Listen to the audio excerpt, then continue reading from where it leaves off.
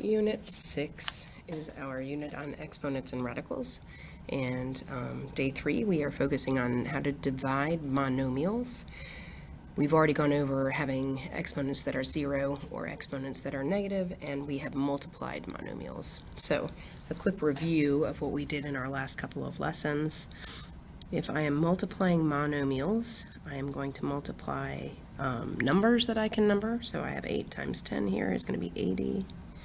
If I have exactly the same base raised to a power, I can keep my base. So I have x to the 5th times x to the 5th. I'm going to keep my base x, and I can add those exponents. 5 plus 5 is going to be 10. So I've taken care of my x's. And then I have y to the 5th times y to the 4th is going to be y to the 5 plus 4 is 9. Okay, so looking at problem number 2 here, I have a monomial raised to an exponent. This entire bit of information inside those parentheses needs to be raised to that power of 2. So we learned yesterday or during our last lesson that we are going to distribute that outer exponent to every exponent inside. So remember, 6 has an exponent even though you can't see it. This is really 6 to the 1, right? This is y to the 1. So we're distributing this outer exponent to every single exponent inside. And we multiply. When we have exponents outside of parentheses, we are multiplying times the exponents inside. So I have 6 to the 1 times 2 is now 6 to the 2. Y to the 1 times 2 is going to be y to the 2, and x to the 4 times 2 is now going to be x to the 8. And of course, we're going to continue on with the math. 6 squared we know is 36. Everything else stays the same, but being fabulous mathematicians as we are, we would probably even write this in alphabetical order. So that would be the best answer right there. Okay. 10x to the negative 4, y to the 3rd, z to the negative 7th. We're going to think about how we really don't want to have negative exponents. So if we have negative exponents, we need to relocate the piece of the term that has a negative exponent either to the numerator or the denominator so that it can change and become more positive. So I have 10 to the 1. The 10 has an exponent of 1, and that's a positive exponent. So 10 is not going to change. X to the negative 4 is going to move down. Y to the 3rd is going to stay, and z to the negative 7 is going to move down so that it can become a positive exponent. So that leaves me with 10 and y to the 3rd in my numerator, and I move x to the 4th. Since I'm moving it to the denominator, I change the sign of my exponent, and I have z to the 7th. Okay, so that's a kind of quick refresher on what we've done in our last couple of lessons. So today we're going to talk about the quotient of powers. So remember, quotient means division. We have the quotient of powers, so powers meaning exponents. If we have a division problem where we have the same exact base, the rule is we subtract the exponent of the denominator from the exponent of the numerator. So it looks like this, x to the m minus n. So that's our rule. And we'll prove it, of course, because we like to do that. So if I follow my rule, x to the 7 divided by x to the 3, just using this rule, it's going to be x to the 7 minus 3, which is x to the 4. Here's how we know this works. X to the 7th is x times x times x times x times x times x times x. Let me make sure. 1, 2, 3, 4, 5, 6, 7. X to the 7th in my numerator over x times x in my denominator. If I simplify, x divided by x is 1, x divided by x is 1, x divided by x is 1. And so you can see that I have x times itself 4 times in my numerator. So simplified would be x to the 4th. We'll prove it again. This time notice your denominator has a higher exponent, but we know how to deal with that. That's okay. I'm going to first use my rule, which says I keep my base, and I say numerator minus denominator. So I end up with w to the negative 6, which is 1 over w to the 6. Right? Because we want to move that w to the denominator so that we can have a positive exponent. Okay, let's see what it looks like if we expand it out. I had w squared in the numerator over w to the 8th. 1, 2, 3, 4, 5, 6, 7, 8. 1, 2, 3, 4, 5, 6, 7, 8. Okay, so now I'm going to cancel out what I can. W divided by W is 1. W divided by W is 1. It's 1, so I'm left with 1 in the numerator, right? And then I have 1, 2, 3, 4, 5, 6. I have W to the 6th in the denominator. So if I had done it this way, I get 1 over W to the 6th, which is what we had before. All right. Of course, we're going to have much more complicated math problems. So we're going to expand this out as well and prove to ourselves what these answers are. But I'll remind you, as we are using this algorithm, as long as I have the same base, that's when I can subtract these exponents. So I'm going to break this up. This is really 6 times x to the 4th times y to the 7th. So I'm kind of going to deal with each part individually. So I know that 6 divided by 2, let's just do that. That's 3, right? I have x to the 4 divided by x to the 6. So it's going to be x to the 4 minus 6, which is negative 2. And then I have y to the 7 over y to the 3rd. So that's going to be y to the 7 minus 3, which is 4. So if I'm just following the algorithm, this is how I'm going to do this math. And of course, I'm going to rewrite that so that it's 3y to the 4th over x squared. I'm going to move that part with the negative exponent down. All right, let's see what it looks like if we were to expand it out.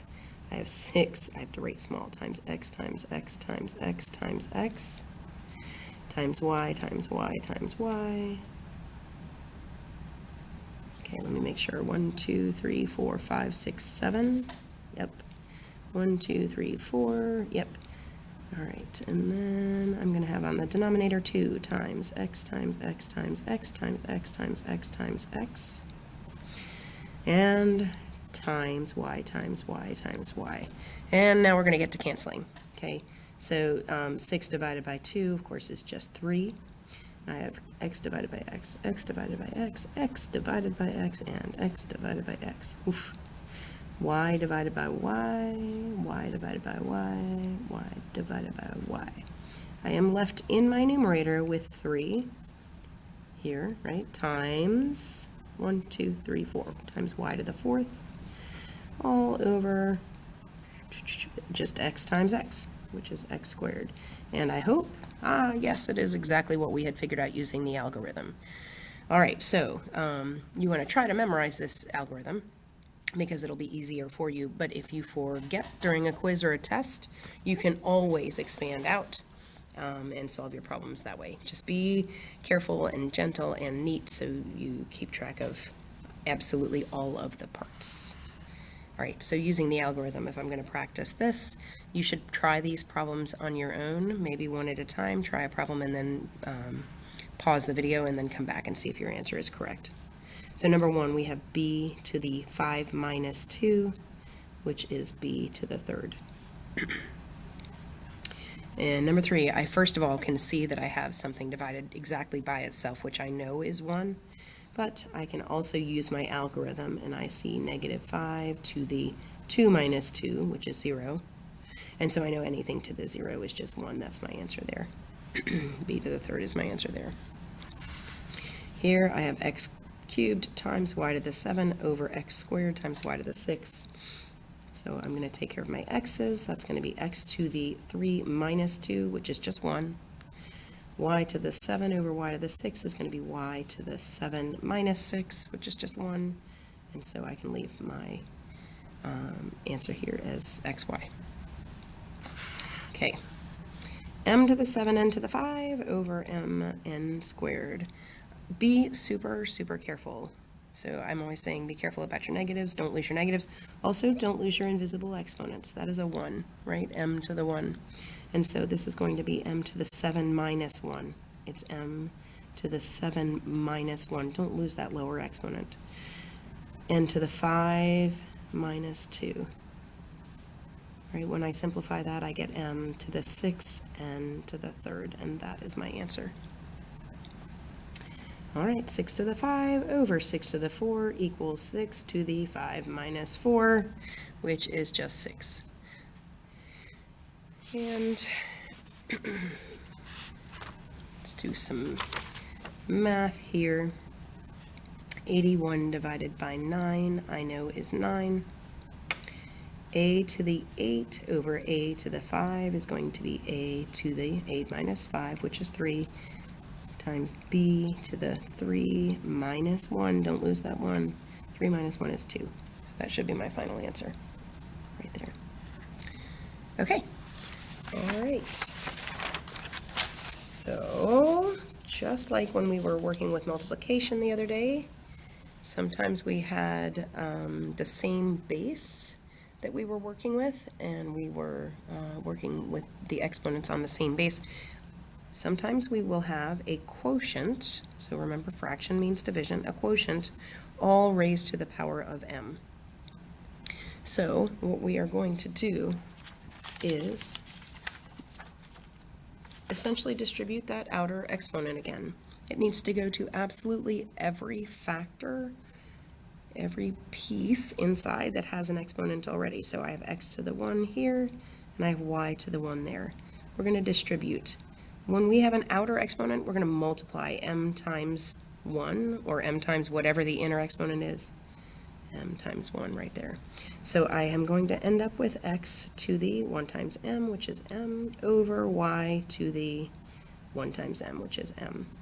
So I just want to add in an extra example for just one moment.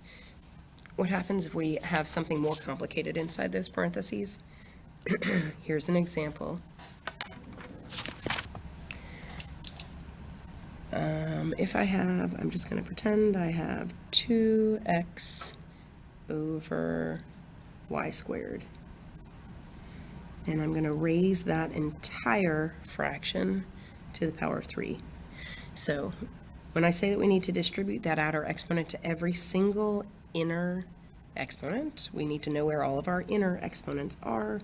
This is 2 to the 1, so there is an exponent there, right? This is x to the 1, and this is y squared. So I have 3 different places that I'm going to distribute this outer exponent, right? I'm going to have 2 to the 1 times 3, which is 3, times x to the 1 times 3, which is 3.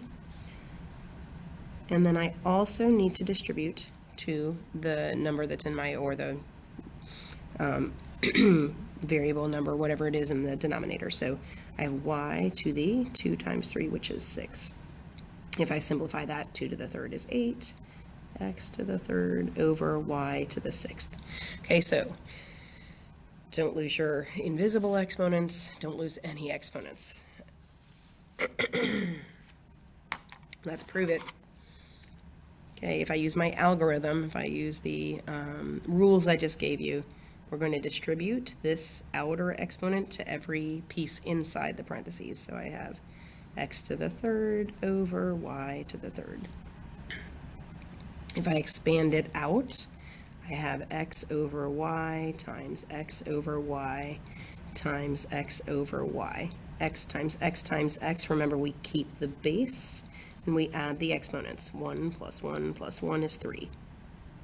Over y times y times y, I keep my base and I add my exponents. Okay, this matches what we said with our problem, so this is our simplified expression. All right, this guy, if I distribute every single piece, I have 3 different elements in my numerator, and I'm going to distribute to my denominator as well. So I will now have 2 squared, x to the 3 times 2 is 6, y to the 1 times 2 is 2, all over x squared. Now I need to simplify, and for a problem like this, you actually could simplify ahead of time in that fraction and then use your outer exponent. It's up to you. Excuse me. So I'm going to have 4x to the 4th y squared. Oof, barely fitting in there, right? Because 2 squared is 4, x to the 6 over x squared. I say x to the 6 minus 2 is x to the 4th, and y squared. If I expand that out, it would be 2x cubed y all over x times 2x cubed y all over x. Again, you could simplify right now and get rid of the x in the denominator. I'm not going to. I'm going to do a lot of multiplication here. 2 times 2 is 4. I have x to the third times x to the third, so I say x to the 3 plus 3 is 6. Y to the 1 plus 1 is 2, and that's all over x squared. And when I simplify that, I have 4x to the 4th y squared, which does match my initial answer there.